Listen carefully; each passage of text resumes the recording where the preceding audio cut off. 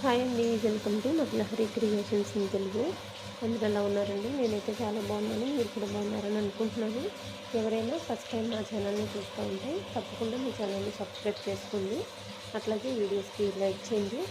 ఆ, మీరు చేసే లైక్ వల్ల నా ఛానల్ ఇంకా తొందరగా గ్రోత్ అవ్వడానికి, అలాగే మానిటైజేషన్ అవ్వడానికి యూట్యూబ్ నా వీడియోస్ని మరికొంతమందికి సజెషన్ చేయడానికి చాలా హెల్ప్ అవుతుందండి. తప్పకుండా చూసిన వారు లైక్ చేయండి, అలాగే మీ ఫ్యామిలీ ఫ్రెండ్స్కి షేర్ చేయండి. ఈరోజు వీడియో వచ్చేసి నేను 11 ఇంగ్రీడియంట్స్తో ప్రిపేర్ చేసిన ఆయిల్ని హెయిర్కి ఏ విధంగా అప్లై చేసుకోవాలో మీతో షేర్ చేసుకోవాలనుకుంటున్నాను. ఇది హెయిర్ ఆయిలింగ్ అనేది చాలామంది కామెంట్ సెక్షన్లో కామెంట్ చేశారండి.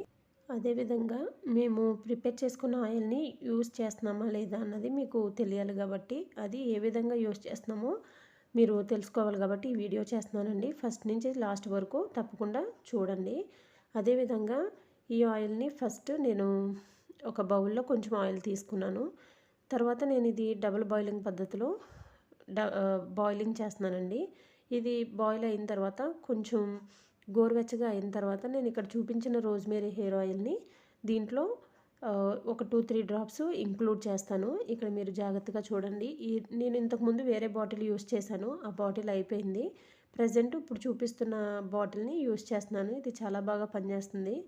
ఈ హెయిర్ ఆయిల్ అంటే రోజ్మేరీ హెయిర్ ఆయిల్ చాలామంది పనిచేస్తుందా లేదా, ఇది ఏ విధంగా యూస్ చేయాలి, దీనివల్ల బెనిఫిట్స్ ఉంటాయా లేదా అని చాలామంది అడుగుతున్నారు. తప్పకుండా ఆ వీడియో నేను మీకు చేసి చూపిస్తానండి. అంటే నేను 2 బాటిల్స్ యూస్ చేశాను కాబట్టి హెయిర్ ఆయిల్ అన్నది నాకు యూజ్ అయిందా లేదా అది మీతో ఒక వీడియో రూపంలో నేను షేర్ చేయాలనుకుంటున్నాను. అయితే నెక్స్ట్ వీడియో తప్పకుండా అదే చేస్తాను. నా ఛానల్లో మీరు చూస్తూ ఉండండి.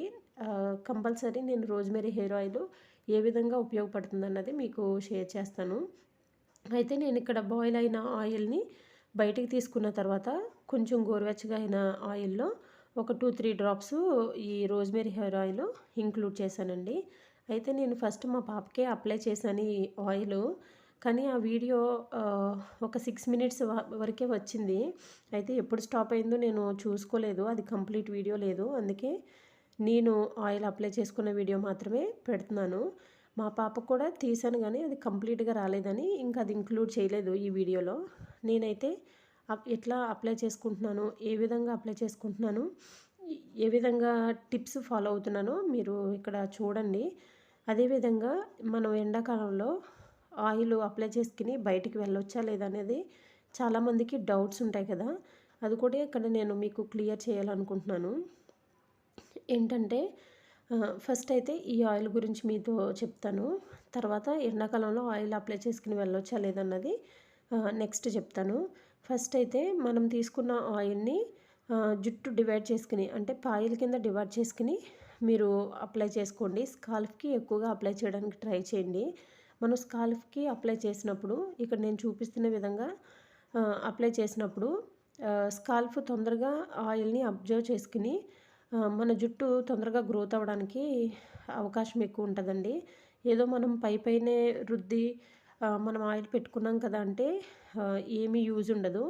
మీరు పాయిల్ కింద జుట్టుని డివైడ్ చేసుకుని ఆయిల్ అన్నది అప్లై చేయండి. అట్లాగే కుదుల దగ్గర నుంచి హెయిర్ చివరి వరకు కూడా ఒకే విధంగా ఆయిల్ అన్నది అప్లై చేసుకోవాలి. కొంతమంది స్కాల్ఫ్కి అప్లై చేస్తారు, కింద కుదులకి ఏమీ అంటే చివరికి ఏమీ పెట్టరు. ఏముంది ఫస్ట్ స్టార్టింగ్లో అంటే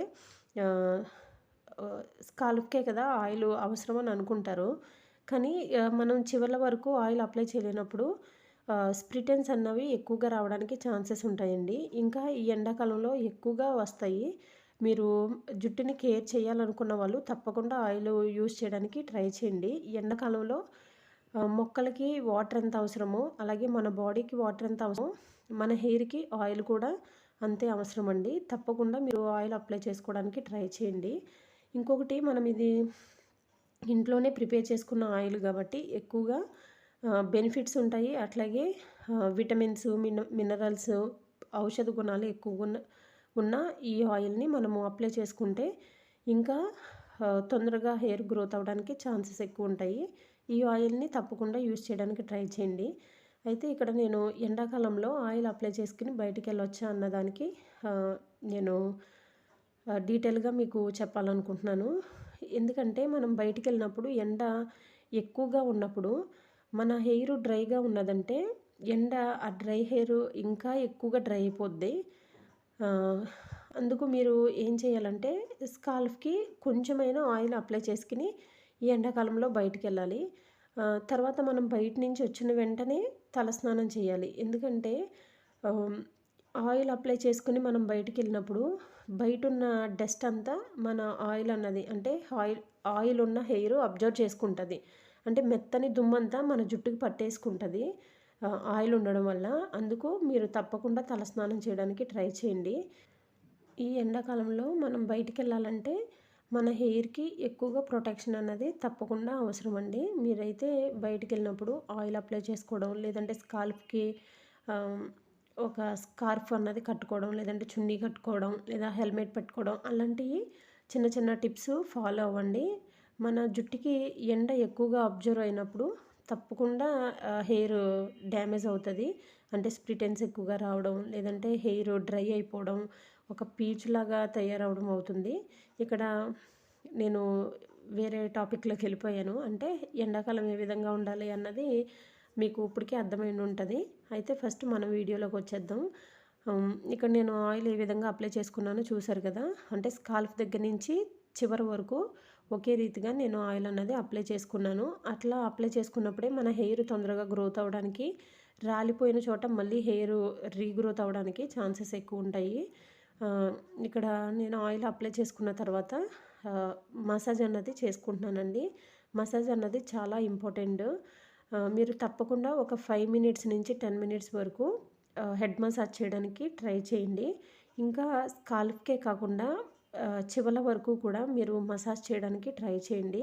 ఎందుకంటే తొందరగా జుట్టు ఆయిల్ అన్నది అబ్జర్వ్ చేసుకుంటుంది. మీరు ఆయిల్ అప్లై చేసిన వెంటనే కోంబింగ్ అన్నది చేయకండి. ఒక 13 మినిట్స్ అంటే 30 మినిట్స్, ఒక 15 మినిట్స్ అలా గ్యాప్ ఇచ్చి కోంబింగ్ అన్నది చేసుకోండి. అప్పుడు జుట్టు నాని ఉంటుంది కాబట్టి తొందరగా చిక్కులు అన్నది రావడానికి అవకాశం ఉంటుంది. ఇక్కడ నేను ఎట్లా మసాజ్ చేస్తున్నానో చూసారు కదా. అంటే జుట్టు చివర్ల వరకు కూడా నేను మసాజ్ చేస్తున్నాను. అలాంటప్పుడు తొందరగా ఆయిల్ అబ్జర్వ్ చేసుకోవడానికి ఛాన్సెస్ ఎక్కువ ఉంటాయి. తప్పకుండా ఈ ఆయిల్ మీరు ప్రిపేర్ చేసుకుని యూస్ చేయడానికి ట్రై చేయండి. నేను నెక్స్ట్ వీడియోలో రోజ్మేరీ హెయిర్ ఆయిల్ ఏ విధంగా ఉపయోగపడుతుంది, యూస్ చేయొచ్చా చేయకూడదా అన్నది నేను నెక్స్ట్ వీడియోలో పోస్ట్ చేస్తాను. నేను ప్రిపేర్ చేసుకున్న ఆయిల్ని ఏ విధంగా అప్లై చేసుకున్నానో చూసారు కదా. అదేవిధంగా మనం ఎండాకాలంలో బయటికి వెళ్ళినప్పుడు హెయిర్కి ఏ విధంగా ప్రొటెక్షన్ ఇవ్వాలన్నది కూడా నేను చెప్పింది మీకు యూస్ఫుల్గా ఉందని అనుకుంటున్నాను. ఏమైనా డౌట్స్ ఉంటే కామెంట్ సెక్షన్లో కామెంట్ చేయండి. వీడియో నచ్చితే నా ఛానల్ని తప్పకుండా సబ్స్క్రైబ్ చేసుకోండి. అట్లాగే వీడియోస్కి లైక్ చేయండి, మీ ఫ్యామిలీ ఫ్రెండ్స్కి షేర్ చేయండి.